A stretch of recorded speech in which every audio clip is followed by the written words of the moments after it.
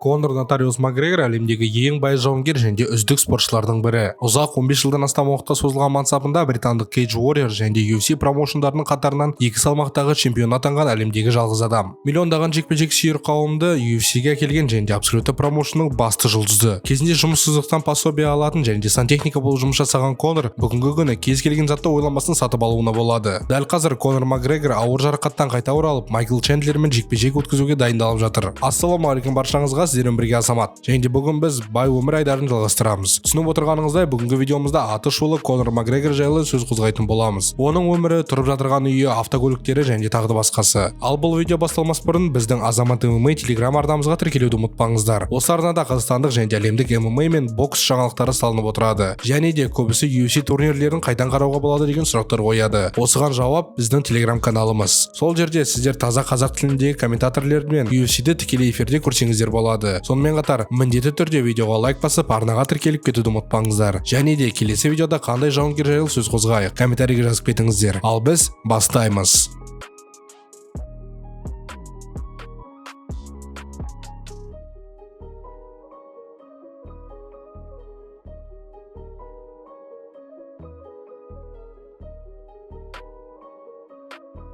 Конор Макгрегор Ирландия елінің астанасы Дублин қаласында тұрады. Осы қалада өзіне кішігірім особняк сатып алған. Бағасы $2 миллион құрайды. Бұл үйде өзіне керек заттың барлығы бар. Бассейн, гараж, қонақ және де жатын бөлмелері. Өзінің айтуы бойынша осы жерде Конор жылына кем дегенде 85% өмірін өткізеді. Сондықтан бұны ең басты үйі деп атап кетсек болады. Бұдан басқа Конордың Испания елінде $2 миллион тұратын үйі бар. Жеке меншікті аумақта бассейн, сауна және жаттығу залы орналасқан. Серуендеу үшін арнайы жеке жағажайы бар. Өзіне тиесілі автокөліктердің жартысы осы үйде тұрады. Сонымен қатар Конордың Лас-Вегас қаласында $2 миллион тұратын үйі бар. Бұл особнякта 6 жатын бөлмесі, кіші кинотеатр, бірнеше гараждар және де арнайы серуендеуге арналған саябағы бар. ақш-та жиі жекпе-жектер өткізетін болғасын Конор осы үйді сатып алған болатын.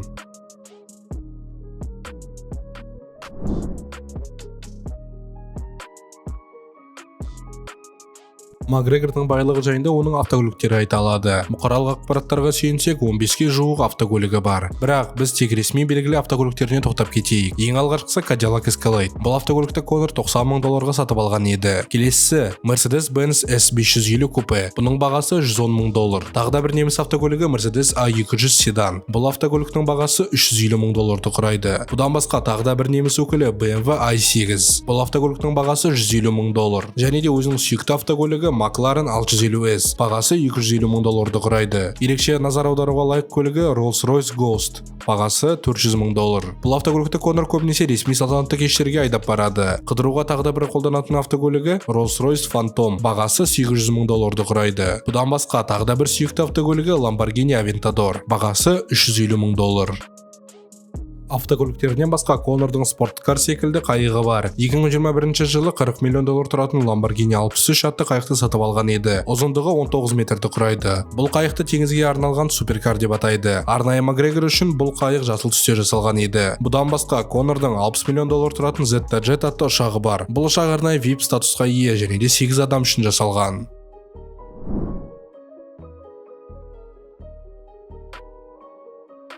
Конор Макгрегордың әйелі және де 3 баласы бар. Әйелі Ди Девлинмен 2007 жылы Дублин қаласындағы түнгі клубтардың бірінде танысқан. Бұл қыз сөзсіз ең мықты және ең үздік әйелдердің бірі. Себебі басынан бастап тоқтамастан Конорға сеніп оған әрдайым қолдау көрсетіп жүрді. Және де Конордың мансабының басына дұрыс ақша таба алмай жүргенде әйелі толығымен отбасын қамтамасыз еткен. Конордың айтуы бойынша әйелі қатарынан 2 жұмыста істеп, Конордың денсаулығына керек заттың барлығын алып беріп жүрді. Аллах тағаламыз барлығымызға осындай керемет әйелді бұйырсын. Конордың 2017 жылы кіші Конор атты алғашқы ұлы баласы туылды. 2019 жылы Конордың Крой атты қызы дүниеге келді. Ал 2021 жылы Райан атты баласы туылған болатын. 2023 жылдың жазында Конор сұхбатында 4-ші рет әке атануға дайындалып жатыр екенін айтқан болатын.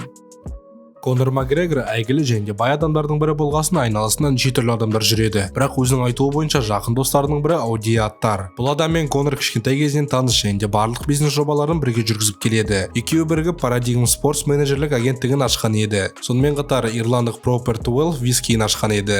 Тағы да бір досы бапкері Джон Кавана. Бұл адаммен Конор SBG Ирландия залында 2005 жылы танысып, әлі күнге дейін бірге жұмыс жасап келеді. Тағы да бір досы Артем Лобов. Бұл адамды Конор өзі UFC UFC-ге дейін алып келіп қолдау көрсетіп көтерген болатын. Алайда өткен жылы Артем Лобов Конорды сотқа беріп Proper 12 атты вискиді бірге жасадық деп $50 миллион сұратқан.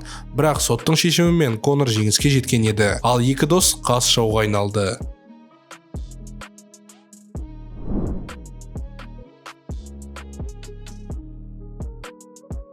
Дәл қазір Конор Макгрегор октагонда төбелескені үшін $4,8 миллион $7,6 миллион дейін гонорар алады. Бұдан басқа Конор pay-per-view'ден, яғни UFC-ді қарау үшін арнайы сатылған тіркеу қосымшасына пайыздар алады. Сондықтан Конордың жекпе-жектері үшін алатын ақшасы шамамен $40-50 миллион құрайды. Бұдан басқа Конор ринг сыртында да миллиондаған ақша табады. Конордың Reebok, Venom және Monster Energy атты компаниялармен келісімшарттары бар. 2018 жылы Конор Макгрегор бүкіл әлемге өзінің ирландтық вискиі Proper 12 шығарған болатын. Daily Stars газетасына сүйенсек, 2021 жылы Конордың байлығы $252 миллион құраған. Солай, Конор ең бай спортшылар рейтингін басқарған болатын.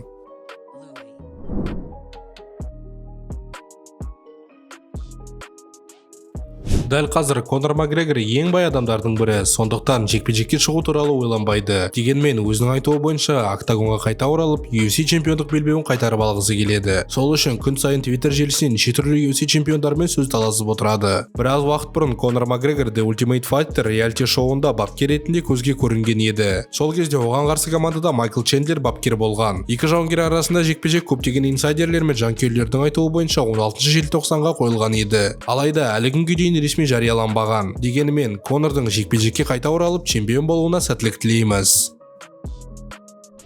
Ал осымен біздің видео соңына дейін жетті. Қалай ойлайсыздар, Конор Макгрегор қайта оралып чемпиондық белбеуге қол жеткізе ала ма? Комментарийге жазып кетіңіздер. Егер де сізге осы видео ұнаса, міндетті түрде видеоға лайк басып, арнаға тіркеліп кетуді ұмытпаңыздар. Сонымен қатар келесі видеода осы бай өмір айдарының аясында қай жауынгер жайлы видео шығарайық? Комментарийге жазып кетіңіздер. Сіздермен бірге болған Азамат. Сау саламатта көріскенше, сау болыңыздар.